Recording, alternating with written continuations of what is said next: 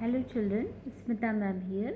Today I will start Act 4, Scene 2. Okay, so take your book and read when I am reading. Okay. The scene takes place at Macduff's castle at 5. Lady Macduff complains to Ross about her husband's desertion and leaving the family at the mercy of the tyrant. Ross assures her that Macduff has done what was best for him to do. ठीक है, तो let us सी कि ये scene कहाँ पे है. Scene है Macduff का कैसल में. मैकडफ के जो किला है वहाँ पे ये सीन स्टार्ट होता है. ठीक है. Lady Macbeth is talking to Ross. Lady Macbeth, what had he done to make him fly the land? Lady Macbeth Ross से बोलती है कि आखिर मैकडफ ने ऐसा क्या काम किया कि जो उसे अपना लैंड छोड़ के, अपनी कंट्री छोड़ के भागने पड़ा. You must have patience madam. अब बोलता है कि पेशेंस रखो, you will come to know कि मैकडफ ने ऐसा काम क्यों किया, आपको पता चल जाएगा. Have patience. Lady Macbeth बोलती he had none, his flight was madness, when our action do not, our fears do make us traitors. Lady Macbeth बोलती है कि तो मुझे पेशेंस रखने के लिए बोल रहे हो, मैकडफ के पास तो पेशेंस था ही नहीं, वो यहाँ से भाग गया. और कभी कभी हमारा एक्शन हमको ट्रेटर नहीं बनाता है, कभी कभी हमारा फियर हमको ट्रेटर बना देता है. अगर आप कहीं से भाग कर रहे हैं, इसका मतलब कि आप प्रूफ कर रहे हैं कि यू आर अ ट्रेटर. ठीक है.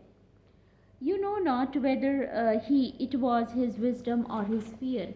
अब रॉस कुछ मतलब डिफेंड करता है उसको, क्या मैकडफ को बोलता है कि लेडी आप नहीं जानते हैं कि वो यहाँ से क्यों भागा, आउट ऑफ फियर भागा या फिर ये उसका विजडम था. लेडी मैकडफ बोलती wisdom. To leave his wife, to leave his babes, his mansion and his titles in a place from whence himself does fly. तो बोलती है विजडम, ये क्या एक्ट को विजडम बोलोगे?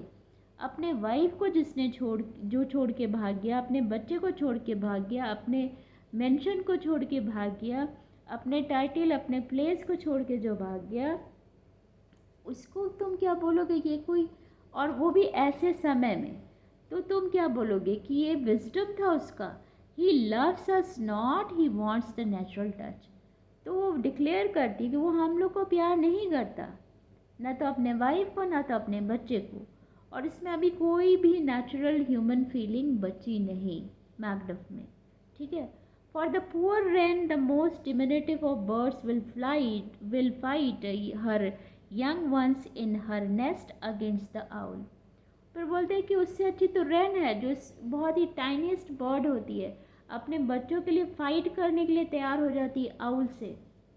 तो मतलब क्या कहेंगे, मैकडफ ऐसा टाइम में अपने वाइफ को और अपने बच्चे को छोड़ के चला गया. तो मैं तो यही कहूँगी, all is the fear and nothing is the love, as little is the wisdom, where the flight so runs against all reason. मैं तो यही बोलूँगी, मैकडफ जो यहाँ से हम लोग को छोड़ के भागा है अचानक से, उसका कोई भी रीज़न नहीं है. रीज़न सिर्फ एक है, ये उसका फियर था जो वो हम सबको छोड़ के चला गया. इसका मतलब उसके हार्ट में हम लोग के लिए कोई लव नहीं है. और जहाँ तक विजडम का बात है, मैं बोलूँगी कि बहुत ही मतलब विजडम भी नहीं है. ठीक है. उसका एक्ट में कोई विजडम भी नहीं है. My dearest cause, I pray you school yourself, but for your husband he is noble, wise, judicious, and best knows the fits of the season. The fits of the season का meaning होता है uncertainty of the time. तो बोलते हैं my dear cousin, I pray you कि have school yourself मतलब control yourself, have patience. क्योंकि जहाँ तक आपके हस्बैंड की बात है, he is noble, he is wise, judicious, और वो जानता है कि ये समय बहुत ही अनसर्टेनिटी का समय है. क्यों? I dare not speak much further but cruel are the time. मैं बस इतना ही कह सकता हूँ कि ये टाइम बहुत ही क्रूएल है। क्यों? When we are traitors and do not know our sales.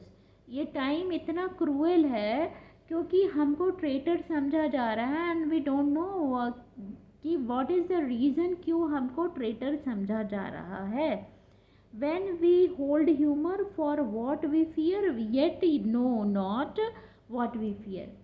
और अभी हम ऐसे टाइम में रह रहे हैं जबकि हम किसी भी र्यूमर पे विश्वास कर ले रहे हैं क्योंकि हम डरे हुए हैं, पर हमको मालूम नहीं कि हम क्यों डरे हुए, किससे डरे हुए।